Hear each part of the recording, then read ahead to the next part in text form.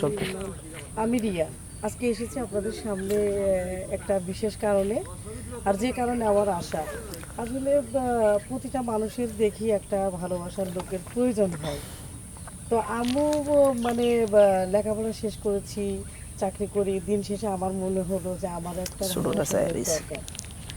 কাজ তো করে আমি চাচ্ছি চায় যে না আমার চায় থাকে না যেহেতু আমার বাবা মার আমি একমাত্র বরাবর। মেয়ে, তাই এমন একটা ছেলেকে আমি বিয়ে করতে চাই যে ছেলের বিশেষ টাকা পয়সা না থাকলেও চলবে, শুধু সুন্দর একটা মন, শুধু মন থাকলে হবে না, একটু সুন্দর চেহারাও থাকতে হবে। তো যাই হোক, কথাই তো বলে যে আগে দর্শনধারী পরে গুণ বিচারী। তো আমি সেক্ষেত্রে আগে দর্শনধারী পরে গুণ বিচারী করতে চাই। দর্শনধারী হলে যে শুধু সুন্দর চেহারাই হতে হবে সেটা কিন্তু না, আমার চোখে যাকে ভালো লাগবে আমি তাকেই বিয়ে করব। তো ইচ্ছা যাই আছে। হোক, ছেলেটা যেমনই হোক, সে দেশে বিদেশে প্রবাসে যেখানেই হোক, বা বাংলাদেশের যে কোনো প্রান্তেই থাকুক না কেন, আমার মনের মতো ছেলেকে যদি আমি খুঁজে পাই, আমি এক সেকেন্ডে তার সাথে প্রেমও করতে রাজি আছি, ইভেন বিয়েও করতে রাজি আছি। তার বিশেষ কিছু না থাকলেও চলবে, তবে সুন্দর একটা ভালোবাসা মন থাকতে হবে।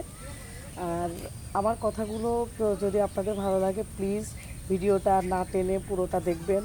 দেখার পরে আমার নাম্বারটা যদি পেতে চান, তাহলে আপনারা ফলো কমেন্ট করবেন এবং শেয়ার অপশনে ক্লিক করবেন। ক্লিক করার পরে আমার নাম্বারটা পাবেন, যেখানে হোয়াটসঅ্যাপ, ইমো সব কিছুই দেওয়া আছে। কেমন ছেলে পছন্দ? কেমন ছেলে পছন্দ আপনার? কেমন ছিল পছন্দ? এটা তো একটু আগে বলেছি, হয়তো বা আপনি ঠিকভাবে খেয়াল করেন নাই। না মোটা চিকন কালো এরকম এদের? মোটা চিকন কালো আসলে, বা আমি একদম শুকনা ছেলেও পছন্দ করি না, বা একদম মোটা ছেলেও পছন্দ করি না, মানে আমার মতো মিডিয়াম স্বাস্থ্য থাকলেই হবে। হ্যাঁ, তবে একটু টল ফিগার হতে হবে, কারণ আমি তো একটু একটু গোলালুর মতো চেহারা, এই জন্য আমি চাচ্ছি একটু কিসের মধ্যে হবে, একটু মূলার মতো চেহারা হবে আর কি। এতটা সাদা না হলেও হবে, একটু লম্বা হলে হয়েছে। তাই জি আজকে প্রতিবেদনের সামনে এই কারণে আসা। হ্যাঁ, প্রতিবেদনের কারণে সামনে এই কারণে আমার আজকে আসা। তো আজকে এর সুন্দর একটা ছেলে পেলে বিয়ে শাদী করবেন, জীবনসঙ্গী করবেন। হ্যাঁ, সুন্দর একটা বাড়ি থেকে কে ছেলে আছে? পেলে প্রথমে তাকে আমি 6 মাস প্রেম করব। প্রেম করার পরে তার মেন্টালিটি যাচাই করব, দেখবো সে আমার প্রতি কতটুকু টেক কেয়ার করে, সে আমার সম্পত্তিকে ভালোবাসে না আমাকে ভালোবাসে।